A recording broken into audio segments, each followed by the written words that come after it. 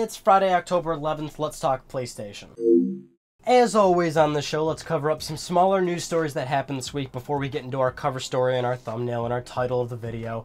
Sony has confirmed, Shuhei Yoshida on Twitter once again, has confirmed that the DualShock 4 is going to be compatible with the PC. Now what we don't know is if the controller is straight up just plug and play, connect one time, disconnect, you're all good, ready to go, and you can just start using the controller. We don't know that. With the DualShock 3 it was a different story. The controller was not supported at all by PC. You needed third-party software to get DualShock 3 up and running on PC and get it sort of optimized for that experience. But what Shuhei is saying is that yes, the controller is supported on PC for basic functions, presumably the analog sticks, the buttons of that, things of that nature. He did not go in any specifics of the touchpad or the light bar or the gyroscope, things of that nature. Now, a while ago on the show, we talked about how Sony actually took out the PlayStation Camera in the PS4 bundle to make the price lower, and now Sony is straight up confirming that is definitely what happened.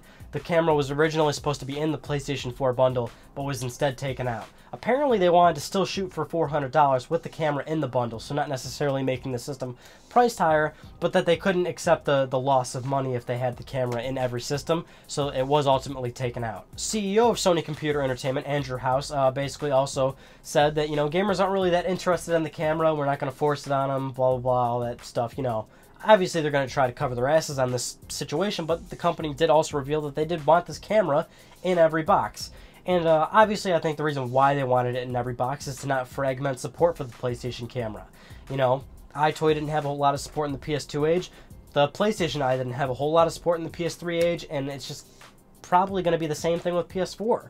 You're fragmenting that sort of situation. We've already kind of talked about this in that one Let's Talk PlayStation a while ago, but you see what I'm getting at. If it's not included in every box, you're fragmenting it, which means the developers aren't going to want to make games for a device that they don't know, is doing that well and not many people own. Whereas obviously what Microsoft's doing, every single Xbox One owner is going to have Kinect. Therefore, anybody can say, you know what, I'm going to make a Kinect game because that whole install base can play my game. Whereas if someone wanted to do that with PS4 and, Sony, it's not going to be the same case. So let's talk about Flowers, or specifically A Flower, the PSN game on PS3 a while back, Flower by That Game Company. Well, that game, we know it's coming to Vita. We found that out a couple months ago, but now it's also coming to PS4.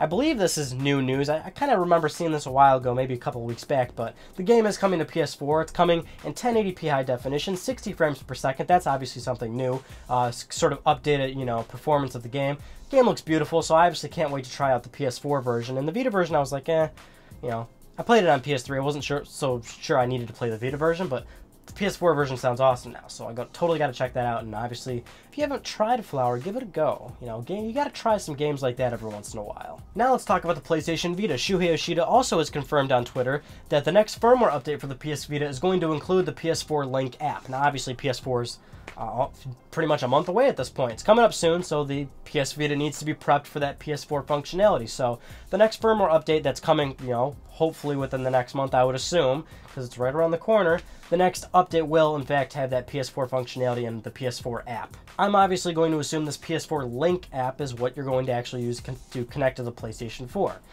It wouldn't be necessarily like the PlayStation app on what they're going to do with smartphones, because the PS Vita is sort of already in that ecosystem. You can check your trophies already, you can message, you can party chat, but I would also maybe the app would also include the ability to watch live streams or something like that. But obviously if it's called PS4 Link app, that is probably the main application you are going to use to actually get this thing working with your PS4. So this next news story is really not all that great, and this is kind of one of those examples where Sony can definitely drop the ball sometimes. They have done this a lot in the past, and it isn't always positivity on this channel. I'll criticize Sony when they mess up. This one's really kind of a bummer. The PlayStation 4 at launch will not support most headphones, most headsets. So even Sony's own official Pulse headphones are not going to work. Your Astros, for example, are probably not going to work. Pretty much anything that's USB or Bluetooth is not going to work on the PS4 at launch. And if you have a headset that is perhaps optical audio that can plug into the DualShock 4, you can hear the game's audio, but you're not going to be able to use chat. Now the keyword here is at launch, so Sony has confirmed that a patch is going to be coming later to address this, and yeah, obviously they will support their own products and the other headsets that you own. Sony has already confirmed a while ago that, yeah, you can take your old headphones and use them on PS4, but it's really kind of a bummer that we're just now finding out a month before release that it's not going to work. Like, they didn't prep the system for this kind of functionality, which is very basic functionality, mind you. USB and Bluetooth functionality for pre-existing devices. This is really basic functionality, and this is something that the PlayStation 3 did right out of the box. So, yeah, this really is like, this is one of those moments where it's like, really, guys? You guys know I'm not that much of an online gamer. I straight up like to be playing single player stuff. I like to just be my own thing and do my own thing, you know what I'm saying? But so this obviously actually really does not bother me at all, and I won't be affected by it whatsoever, really.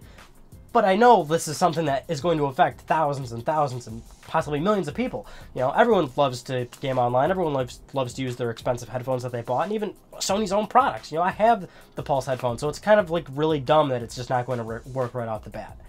So, yeah, man, there's not much I can do about it. You know, like this channel, I report news, but I'm not gonna like rage about it per se. But I will express the fact that this is really kind of where they dropped the ball. Now, obviously, this news isn't like crazy bad, considering, you know, Sony actually has corrected the problem with PS3 of having no headset in every box, because PS4 is going to have a headset in every single box. Granted, it's a small, crappy little optical cord, but it's, you know, like it is in every single system. But it definitely does suck that like your expensive headphones are not going to work day one, you know. Moving on, IGN had a story where multiple sources confirmed to them that basically the PlayStation 3 was supposed to come out in 2005. Now, granted, I believe this information was pretty much already known that Sony wanted to come out in 2005 with the PS3 and not 2006.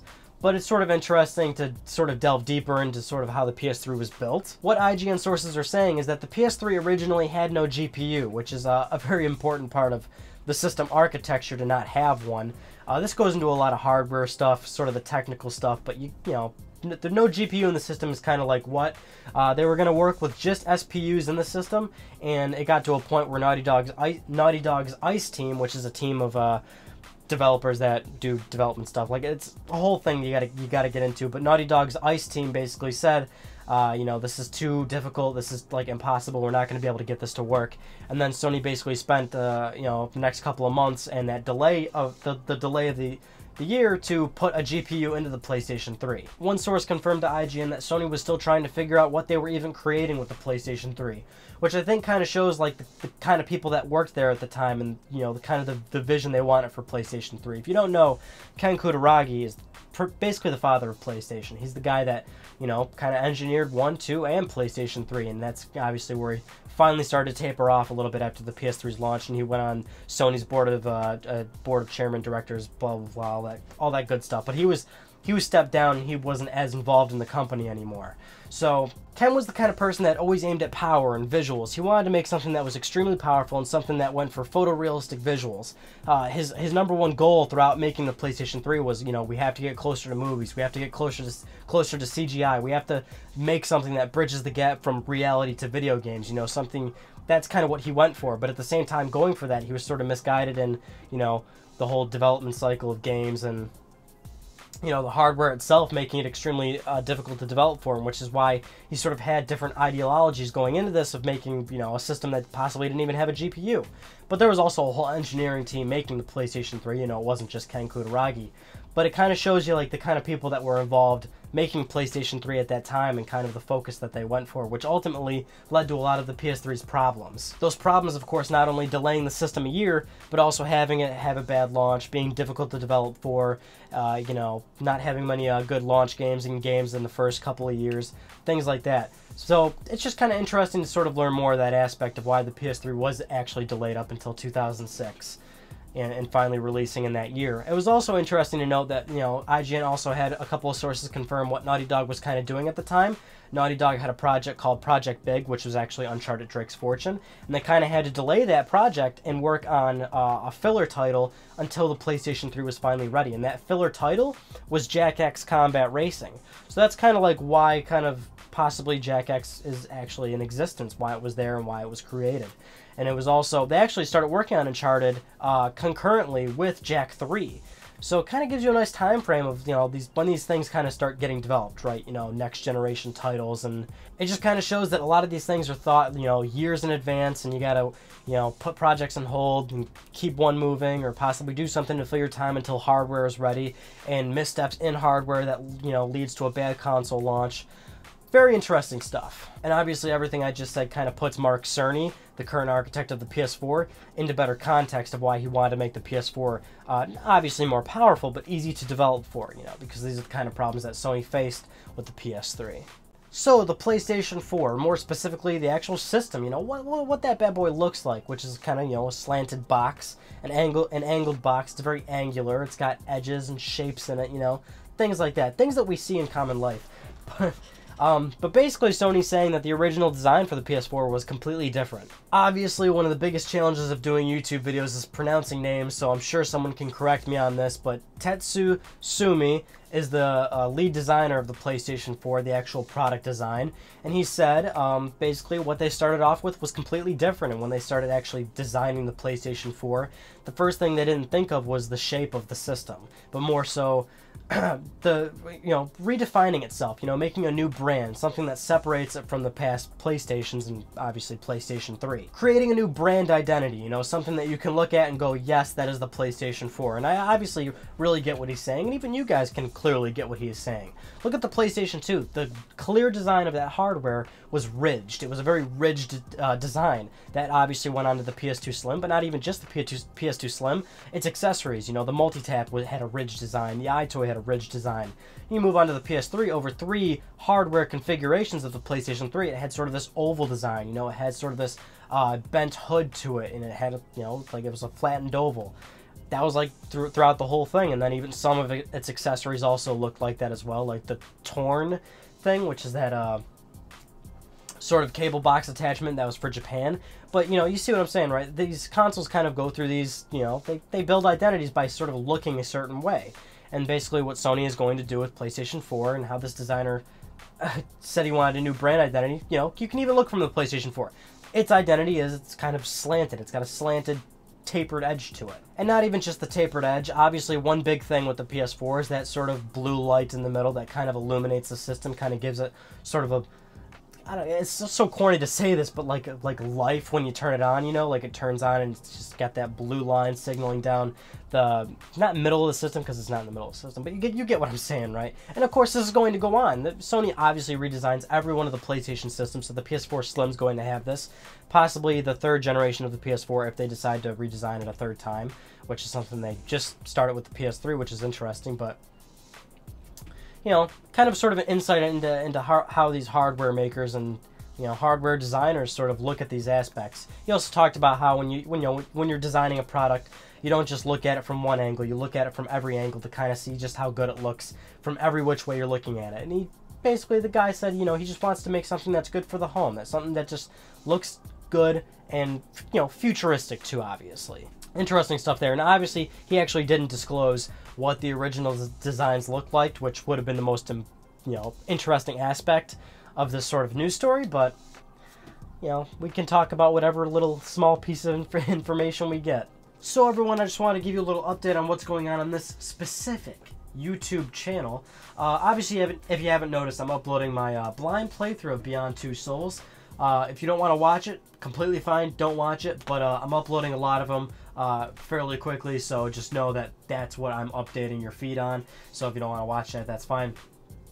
But I'll finally have my Grand Theft Auto 5 review up soon. I actually did plan on reviewing that. I know it's weeks after the game's out, but I do still want to review it. And since I'm actually already done with Beyond Two Souls, and I have to just, you know, upload the parts to YouTube gradually, my review for Beyond Two Souls will be up as well. That'll be an interesting one to finally give my opinion on, because obviously it's getting good reviews and really bad reviews. So you'll see what I think of the game.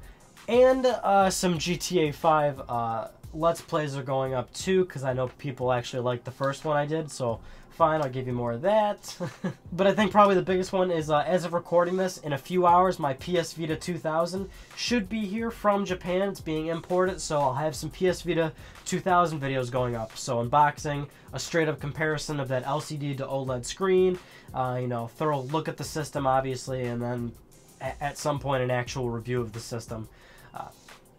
Things like that. So I got a lot of videos coming up. So, you know, click what you want to see, and keep being awesome, and keep doing your thing, and keep playing video games, and keep being cool, and keep being the greatest person you can ever be on this planet. That concludes this week's episode of Let's Talk PlayStation. I'm Ryan Panecki. Thank you so much for talking with me. I'll see you next Friday.